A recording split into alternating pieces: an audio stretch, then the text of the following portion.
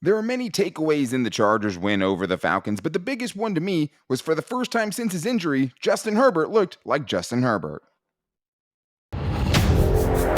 You are Locked On Chargers, your daily podcast on the Los Angeles Chargers, part of the Locked On Podcast Network, your team every day.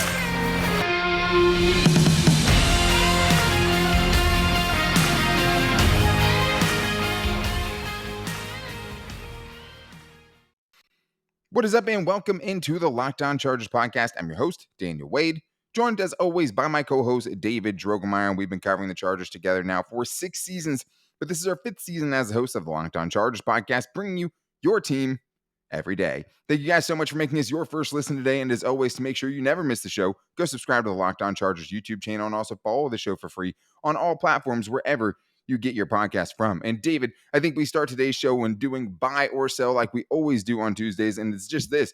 Is Justin Herbert back, or Justin Herbert is back, buying or selling that? We're also going to get into if Austin Ekeler has now shown that he could have a potential another 20 touchdown season after doing it last season, which would be almost unprecedented if there wasn't a guy named LT. But we'll also talk about the other running back, Isaiah Spiller, who I thought, even though the box score was modest, I think showed a lot in that game, and we think we need to see more of him. And if it's time to kind of let go of hoping that the Chargers run defense is going to improve at this point, especially now knowing that Austin Johnson is out for the season. We'll also get into Michael Davis's good showing, because I do think he showed, at least for this last game, he was ready to step up as CB2 for the Chargers. But this podcast is sponsored by BetterHelp. It's not a crisis line. It's not self-help. It's professional therapy done securely online, available to people worldwide. They have a special offer for my listeners. If you go to betterhelp.com/lockedon, you can get 10% off your first month. All right, David. Well, the biggest thing to me, as always with this team, it's always centered around Justin Herbert. And I think one of the things that was scary after the injury, the fractured rib cartilage, was just the fact that he didn't look like himself. And it's always hard to parse because the offense was bad at times, right? The play calling was bad. And then he just straight up was missing some throws. But today's buy or sell is this, David. Justin Herbert is back. Yeah, and I'm excited and happy to say that I am buying it, and it's because of the health, Daniel. You can clearly tell that Justin Herbert is feeling more like himself. And Coach Brandon Staley basically said after the game that the Chargers had to adjust the way that they called games because of the limitations brought on by Justin Herbert's injury. So they had to take some things out to be able to try to keep their quarterback on the field. I mean, that was very important. And they said that they were at a good enough point to be able to activate some of that stuff down the field. So I think you saw some great mobility by Justin. I think you saw some trademark velocity and just the ability to take some shots. I think this is a great sign doing this with Josh Palmer as your number one wide receiver. Just imagine what it's going to be like with Justin Herbert back healthy, with Mike Williams and hopefully Keenan Allen back on the field all together. Yeah, 100%. I mean, I think just health-wise, like, I thought the body language was much better. Like, that first game when it first happened to him, it was obviously awful, right? You could see him wincing after every throw. But, you could tell. You could tell in his, like, body language in the pocket, right? And just his calmness in the pocket and things like that. Before, the injury, it was much better than right after he got injured. It seemed like he was bailing out of the pocket a little earlier than he normally would. He still had the insane pocket presence for the most part, but it seemed like he was getting out of there quickly. His progressions were speeding up for sure. That was something that was coming seemingly because of that, and obviously the offensive line not playing great as well.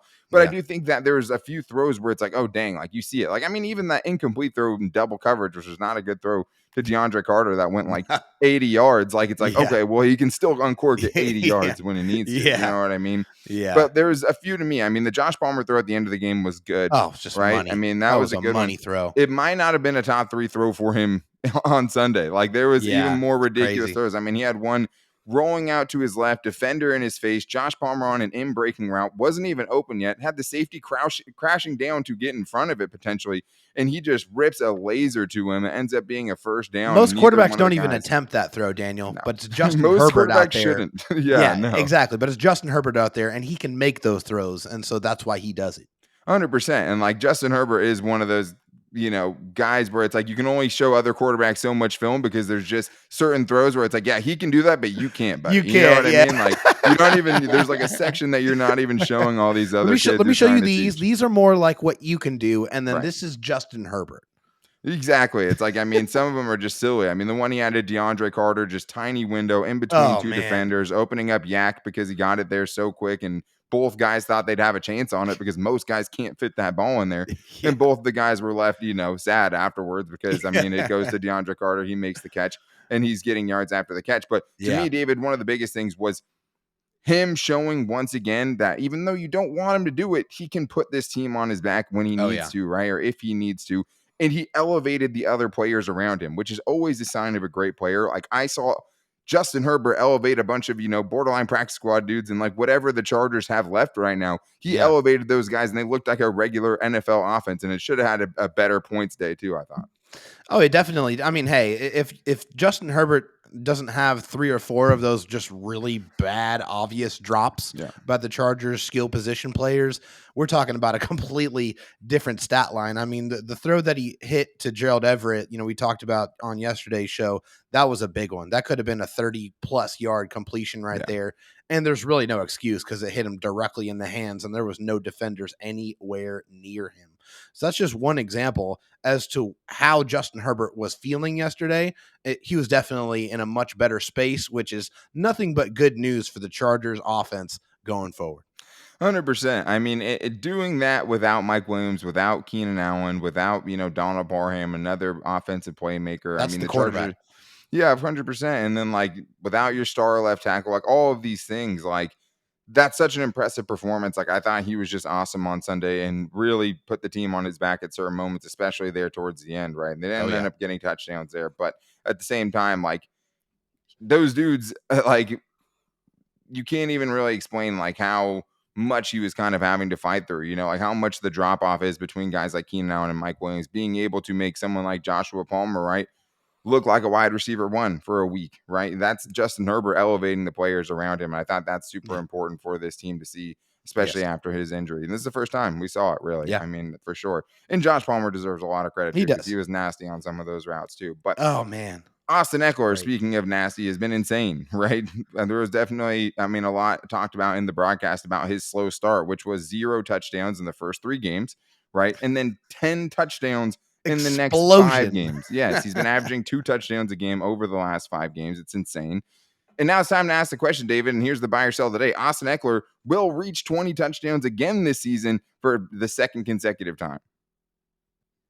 Yeah, I think there's a really, really good chance that could happen. And it's the reason for that is because, hey, you don't know when you're gonna get Keenan Allen back. You're not sure when you're gonna get Mike Williams back. Yeah. And the biggest red zone threat on this team, even with those guys healthy, is Austin Ekeler. He is a touchdown vulture. He's in that rhythm. I think the Chargers realized very quickly that I understand they wanted to maybe do some load management with him to probably try to get him towards the end of the season. But they also need to understand that he's a major catalyst of this offense. And the Chargers go as he goes, and he's been on fire the last several games. There's 9 games left in the season.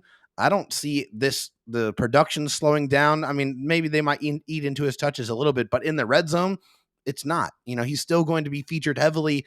I am going to buy the fact that you're going to have a back-to-back 20-plus touchdown seasons from Austin Ekeler. Yeah, which is crazy because LT only did that once in his career, right? Go back-to-back years with 20 touchdowns. He only had 2 years with 20 touchdowns. LT did, impressive. Right? We're talking about one of the greatest running backs of all time. Yes. He did that in 05 and 06. He ended up having 21 one season, and he had the ridiculous 31 the next season, the NFL record. It's wild. It's crazy, too. One of the things when I was looking up, Austin Ekeler stats and stuff like that is Austin Ekeler has 28 receiving touchdowns in his career. LT for his entire career had 17. What? That's wild. And obviously, Austin Ekeler's more of a receiving back. Sure. LT was that kind of revolutionary, I can do both kind of a back. I can do it all. Yeah. And Austin Ekeler has a long, long ways to go catching up in the rushing touchdown department. But at the same time, that's just crazy. He only needs 1.1 touchdowns in every game for the rest of the season. He scored 2 touchdowns a game over the last 5 games. If he scores 1.1 touchdowns over the last 9 games of the season, that he'll get 20 touchdowns again. So that's pretty crazy that he's in this spot. I'm taking the over. I'm taking the over. But like you said, who else is going to be getting these touchdowns, right? That's a very, very relevant question. But Mhm. there's another running back who could be eating into some of those red zone touches, and that is Isaiah Spiller, who I thought, even in a limited role, really showed some nice things on Sunday against the Falcons. And I think he deserves some more touches in this offense. So we're going to get into that in the Chargers run defense still being very, very bad coming up after this. But this episode is brought to you by BetterHelp Therapy Online. One of the things that really helped me during the pandemic was being able to use BetterHelp remote therapy to help out with all my therapy needs and really help me take care of my mental health. Fortunately, life doesn't come with a user manual. So when it's not working for you, it's very normal to feel stuck, and everyone deserves to feel their best. BetterHelp makes it easier to get started. One of the things that I love about therapy is it definitely helps take some of the burden of your everyday life on just being able to talk to someone. And with BetterHelp, being able to talk to someone whenever you're not stuck, trying to schedule it into your busy schedule. You can do it whenever you want because you're doing it remote from the comfort of your own house. And another nice thing about it is it's very, very easy to try out different therapists and get the one that's the right fit for you, because that's such an important part of therapy. You're not always going to get the one you need on the first try, right? It's not always a fit. With BetterHelp, you can go and get as many different therapists before as you want until you get the right one. I think that's nice. It's convenient, it's accessible, it's affordable, and it's entirely online. And with BetterHelp, it might take a few tries, but you will find the therapist that you need. Get unstuck with BetterHelp. Learn more and save 10% off your first month at betterhelp.com/lockedon. That's betterhelp.com/lockedon. Well, we talked about Austin Ekeler, who is obviously the main bell cow back for the Chargers this year. But one of the things that we knew going into the season was the Chargers needed an RB2 to step up.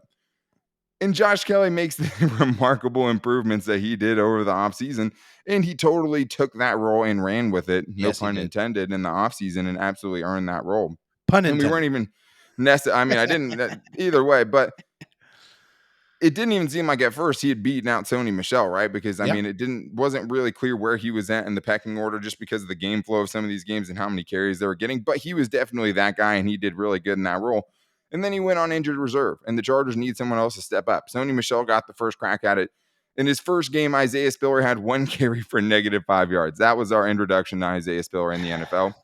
In this game, David, I thought he was much better. 7 carries for 29 yards, 4.1 yards per carry, but it was the way he got it. So Yeah. the buy or sell is this. Isaiah Spiller showed Sunday that he deserves more snaps and a bigger role in this offense. Yes, yes, yes. Thank God they finally gave him some snaps. They gave him 13 snaps in this game. He got, several rushing attempts, and it's what he does in between the tackles. And it's something that we've talked about since Isaiah Spiller became a Charger. This is something that he's done very, very well in college. We wanted to see it in the NFL. Felt like this would be a good complement to what Austin Ekeler does, and he showed it. He showed it. He showed the strength. He showed the contact balance. He just doesn't go down on first contact. He's always falling forward. These are the things that we saw in college. We are seeing it now at the NFL level. It's very nice, but also you saw the pass protection too. You saw him just stonewall some people. And I think that was probably the one thing that's just, you look at that and you say, that is what's going to get this kid more opportunities to run the football. If you can protect the golden boy, Justin Herbert, then you're going to get the rock a lot more often. Yeah, shout out to Matt Money Smith, who put a clip out there of Isaiah Spiller stonewalling a linebacker that was blitzing from the Falcons on Sunday. Yeah, I mean, that is the biggest clear advantage that Sony Michel has over the rest of the Chargers running backs, right? I mean, he is the best Yeah. pass protecting running back that they have. Austin Ekeler is good. Isaiah Spiller, though, is a rookie, and that's one of the biggest learning curves that you have coming from the college to the NFL ranks, is being able to Yes. pass protect. It's such a big part of it. We know he's a really good receiver, and I'm excited to see that part of his game as well, which I want to. But the Yeah. 4.1 yards per carry, I mean, people are like, one game of 4.1 yards per carry, and you think this guy needs to get more. And it's like, yeah, if you just look at the box score, but it was the way he got it. And Yeah. the thing is, there were several of his runs where there's no space. There's guys hitting him behind the line of scrimmage, and he's finding a way to turn a 2-yard gain into a 6-yard gain. He's finding a way to turn a negative 2-yard loss into a 3-yard gain. And I think Super that's just the valuable. biggest difference, right? Because with Yeah. Austin Ekeler, he's, pound for pound, one of the strongest guys. We know Yeah. that. That's his nickname. Sure. But at the same time, though, he only has so much mass, right? Like, Right. he still Yeah. has You only hit him so much flush. body I mean, weight. you're going to get him on the ground. Well, especially if you can get him before he's, starts going, right? He Yeah. needs Yeah, momentum to kind of definitely. Yes. deliver that hit. And if he gets stopped Absolutely. behind the backfield, that's one of the things we see with Austin Ekeler. A lot of those runs end up going for no Yeah. gain or 1 Right. yard or something like that, because there's just Yeah. not enough room for him to get that runway. Isaiah Spiller kind of makes his own runway, right? He finds the Mhm. holes. His vision is better, I think. I think he has a chance to be the best pure rusher on the Chargers right now, which is really good, especially with your receiver help. There was multiple occasions where the Chargers had 2 running backs on the field during that last game against the Falcons. We hadn't seen much of that before. Getting him and Austin Ekeler, like they could be 2 of your top 5, offensive weapons potentially. So Yes. I'm That would interested be to see that, awesome. but I was very impressed with that from him. On the flip side, not very impressed with the Chargers run defense. I mean, another 200-yard game given up by them, Ugh. 201 yards allowed. They give up their sixth 40-plus yard run of the season in the last game. And the linebackers, to me, David, are a big part of it. I mean, too many players getting stuck on blocks. Here's the thing there, but there was always maybe some hope that it could get better. So the buy or sell is this. It's time to give up on the Chargers run defense improving dramatically. Yeah, it does feel that way, unfortunately. The last 3 games, the Chargers have given up 170 plus rushing yards on the ground, which is towards the bottom of the league, obviously. They're not dead last in rushing yards allowed, but they're 4th to last. So it's not very it's not like it's far off. And unfortunately, you lose Austin Johnson for the year, who was one of your better run stopper. It didn't maybe feel like that because of all the 40 plus yard explosion runs that they gave up, but a lot of those runs didn't go that far because Austin Johnson and Sebastian Joseph Day were getting that premium push in the middle. And Yeah. unfortunately, that's going to be gone. So that's going to be someone that's going to be really hard to replace. The Chargers are going to have to cycle through a couple of different bodies to try to find the right combination. Yeah, and I think it sucks because Austin Johnson kind of was exactly what you wanted and what you needed him to be, and it just wasn't enough around him to really kind of show, I think, how good he's been. Because I mean, Yeah. I think he's probably been the Chargers' most consistent edge, or at least run defender on the Yeah. inside. I mean, Khalil Mack's always pretty good. They're running a Yeah. lot of times away from Khalil Mack is the basic strategy Makes teams are sense. going with right Yeah. now. Or wait for a time where he's going to be rushing way upfield and kind of go Right. underneath him, but Austin Johnson was really solid. I mean, defensive tackles are always hard to gauge, but like the Yeah. dude didn't give Unsung up heroes. space. I mean, he's eating double teams in the middle, and yeah, I mean, we'll see if it's. I mean, it's probably going to be Christian Covington. I mean, that's the most likely guy. Maybe it's more Morgan Fox, right? Yeah. He's definitely more of a pass rush specialist, but I could see it being probably those 2 guys plus Sebastian Joseph Day being kind of the main rotation. But it also means a bigger role for Tito Abonia, Yeah. and it Give me probably more. also means a call up for Braden Fehoko, David. So Yeah. it's hard to say it's going to get better. I mean, you still have, teams like the Titans on the schedule. You have Christian McCaffrey this week. So I we'll see think what there's happens. only one player that could come back and make a difference, and that's Joey Bosa, right? Sure. Joey Bosa is a proven run stopper in this league. He's just as good as a run stopper as he is as a pass rusher. And I think when he comes back, he'll be able to shore up some of that edge work, but Of it's not going to course. be able to help in the middle. But yeah, Joey Bosa is Yeah. the only reason why you would feel like maybe this run defense can get a little bit better. Joey Bosa is going to be a huge help to the Chargers run defense. It's just like if they run, it's still one of those things It's where not one enough, player right? one It's not player can't enough. fix it. Yeah. It's not. It's the Chargers run defense is not one player away. I mean, they were No. the worst run defense in the league last year, so they Yeah. obviously had a high hill to climb. But when you have guys like Sebastian Joseph Day, right, and Austin Johnson, who are really upgrades over the guys you had last season, Oh yeah. the focus and I guess the blame goes somewhere else. And to me, I mean, Kenneth Murray is still a major liability in run Yeah. defense. Like it's Yeah. just the He's dude still runs tough out straight there into for him. blocks. Like Yeah. you sometimes you see him making the right read and he's just running right into a block. Like almost every big run can be traced back to some. It's not always all his fault. I mean, Right. and Drew Tranquil had some bad moments on Sunday as well. I mean, neither Yeah, one he of got them are trucked in totally the hole for a touchdown. well, that Yeah. one too, yeah. But like he had some time. I mean, neither one of them is good at stacking and shedding blocks, right? Like No. that's one of the Yeah. things you have to be able to do as a linebacker, right? You either have to read and react so fast that you can beat the offensive lineman to the spot where the ball carrier is going, or you have to be able to stack the guy, get him off of you, and then go Yeah. make a tackle. And the Chargers just Right. aren't good at that. The linebackers are getting caught up by guys at the Yeah, they need second to have level better and just eyes. swallowing them up. They need to flow better with the running backs and the blocks. It just seems like they Yeah. get sucked up and they get really caught up in the mess. Yeah, They it's gotta just stay bad. free. No, it's a mess. I mean, they do get caught up in the wash way too much, and both Yeah. of them are, to blame to some degree, right? It's just for Yeah. Kenneth Murray. It's just like, okay, I mean, you can't really teach eyes and Right. reactions and the presence of mind to be certain places at certain times, the instincts it takes to be that position, right? And it's just hard to say that you're seeing those instincts. At least, Drew Tranquil, you see it, right? He shoots in, Oh, yeah. he makes some Definitely, plays you in the see it. backfield. He does that Yeah. from time to time. With Kenneth Murray, it's just way too much of him getting washed away in the running game, and it's just the Yeah. Chargers are worse off for it.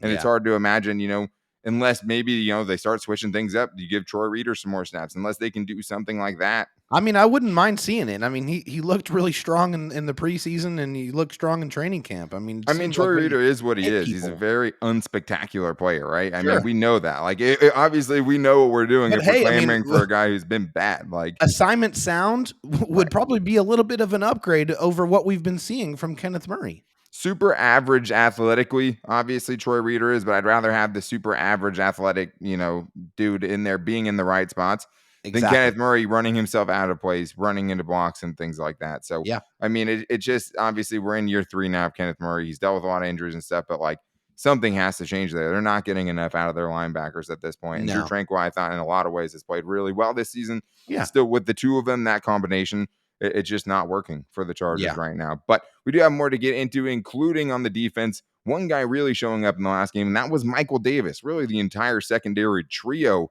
shut down the Atlanta Falcons on Sunday. So we're going to talk about that. And if Michael Davis showed he is ready for that CB2 role. And we're going to get into if the Chargers should be ecstatic if they could just win one of these next 2 games against the Chiefs and the 49ers. We're going to get into that coming up after this, but I do need to tell you guys about my favorite daily fantasy site, and I'm talking about PrizePicks. What I love about PrizePicks is one of the problems I've had with a lot of daily fantasy sites, right, is you pick your lineup, you do all these things, and then you go up against some dude who has like 7 of the same players as you, and you're just hoping, the 3 players you have different can go and win you that game. With PrizePicks, you're going up against PrizePicks. You're going up against their projections. All you have to do is pick 2 to 5 players, and if they score more or less than their PrizePicks projections, you win, and you can win up to 10 times your money on any entry. If you guys are looking for something for Sunday Night Football, you can project whether Justin Herbert will have more than or less than 260.5 passing yards, or if Austin Ekeler will have more or less than 45.5 rushing yards. But it's not just football. You can go NBA, you can go MLB, NHL, golf, MMA, even college football. You can find projections for. There's a ton on there as well. You can go receiving and rushing yards more than or less than. You can do fantasy points more than or less than. There's so many great things at PrizePicks, and that's why it's my favorite daily fantasy site. So go download the PrizePicks app or go to prizepicks.com to sign up and play daily fantasy sports. First-time users can receive a 100% instant deposit match up to $100 with the promo code Locked On. If you deposit $100, PrizePicks will give you $100. If you put in $50, PrizePicks will give you $50. So don't forget to enter the promo code Locked On at sign up for an instant deposit match up to $100. Continuing this buy or sell here, David, I wanted to talk about someone who really stood out to me, and that was Michael Davis in this last game. Number 43, Vato, showing up for an injured J.C. Jackson. Let's start here. The Falcons' pass offense is not good. That is No. a thing. They missed some throws. There were some guys open that definitely got missed. At the same time, they tried to pick on Michael Davis in that game, and he just wasn't letting it happen. Michael Davis in this last game, 9 targets, 3 catches allowed on those 9 targets, right? On 27 snaps, he only allowed 18 yards, passer rating of 42.4 when they were targeting him. And a couple nice only pass 7 breakups too. Exactly, and only 7 yards allowed after the catch too. So even when he was giving up catches, 3 catches, he's giving up, to about 2 yards after the catch per catch. That's pretty much nothing. So That'll work. that's great. It's awesome. But David, Michael Davis showed he's ready to be CB2 for this team after one game, really, one good game. Are you buying or selling that? Yeah, I'm not buying it yet.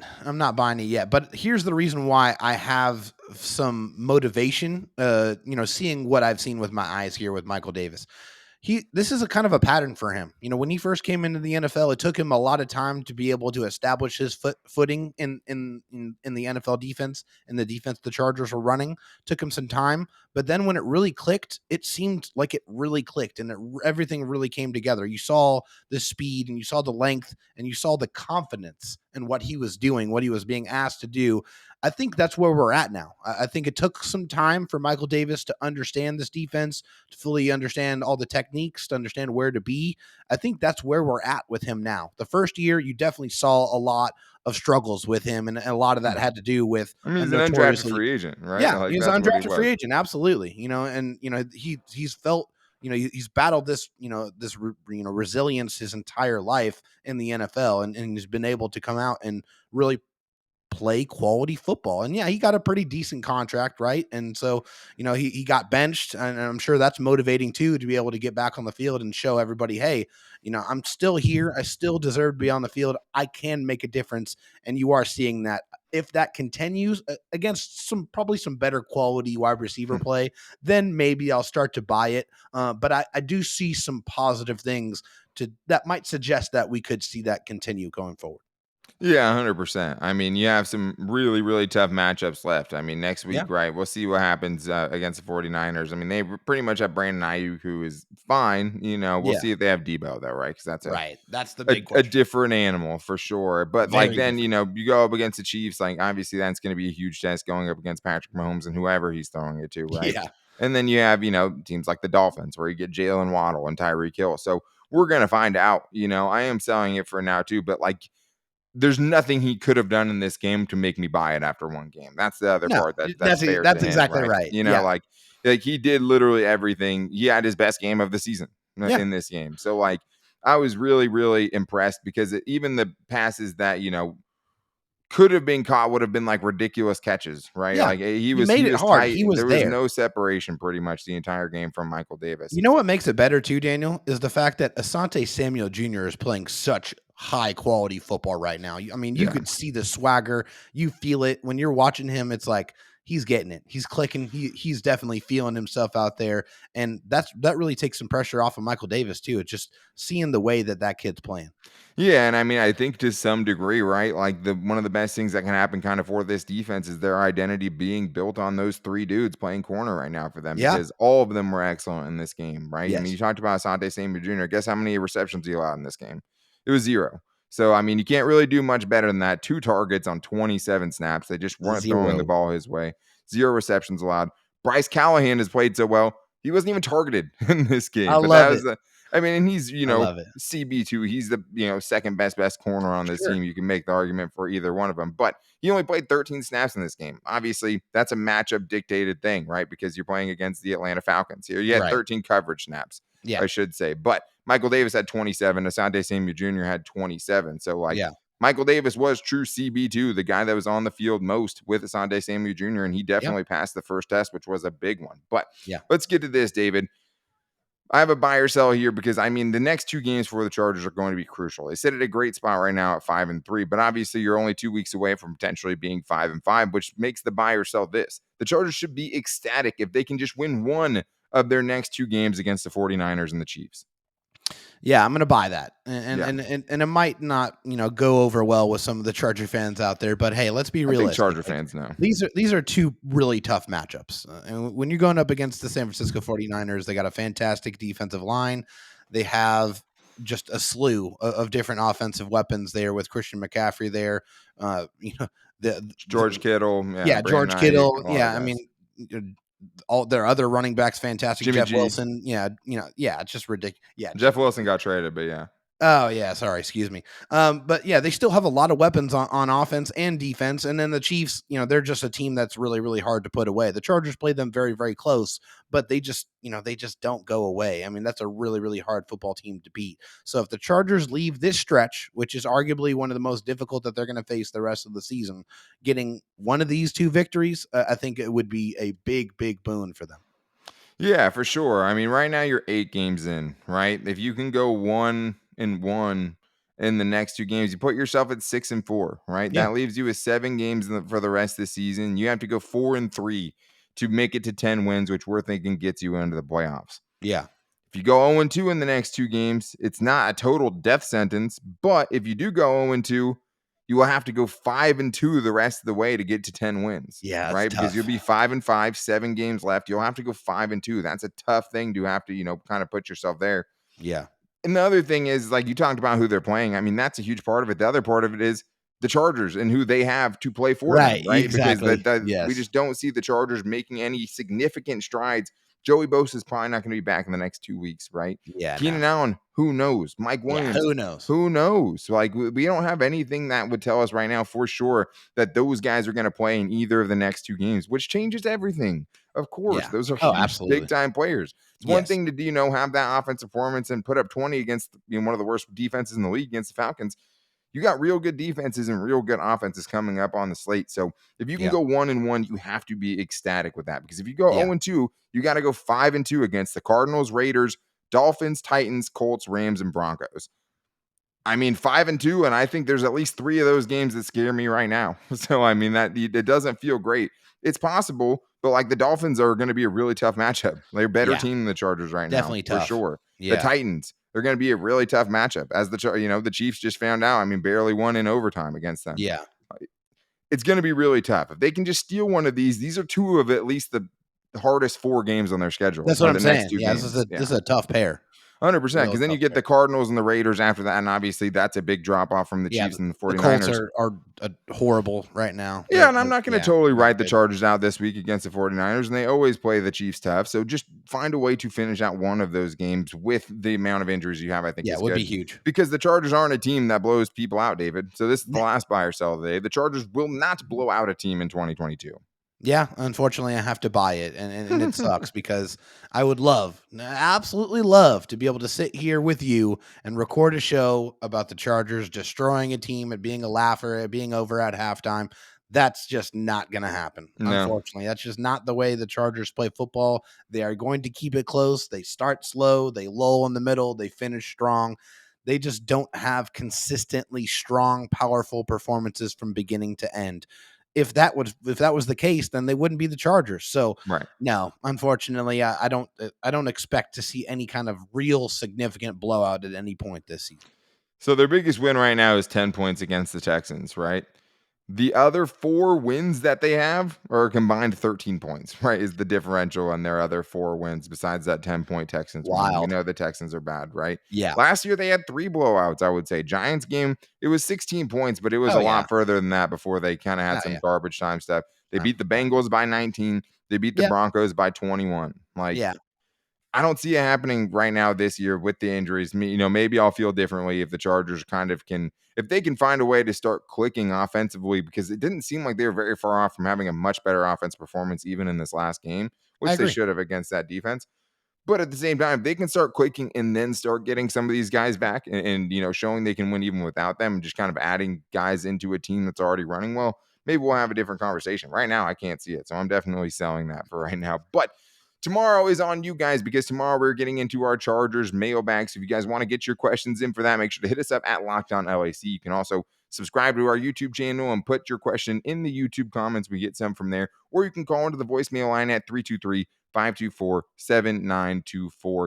Thank you guys for making us your first listen today. If you need a second listen, make sure to check out Locked On Sports Today. Locked On Sports Today is one of those things that I love because it's getting a little bit from everything, the biggest stories from around the sports world, kind of like what Sports Center used to be. And now you can get that with all of the great local experts that Locked On brings to the table, including us sometimes, I should say. And you can find that every day wherever you get your podcast from. For us, you can also find our show wherever you get your podcast from and on all of our social media. You can hit us up at LockedOnLAC on Twitter. You can find me on Twitter at DanTalkSports and David Drogemeyer on Twitter at DroTalkSD. If you guys are trying to get your questions in, David Drogemeyer's DMs are always open, as always. You can always find us as well on our Locked On Chargers Facebook page and at Locked On Chargers on Instagram. We appreciate you guys checking out the show today. We will be back with you guys with our Chargers mailbag tomorrow, so make sure you guys get your questions out there, and we will answer them on tomorrow's show. Until then, take it easy and go Bolts.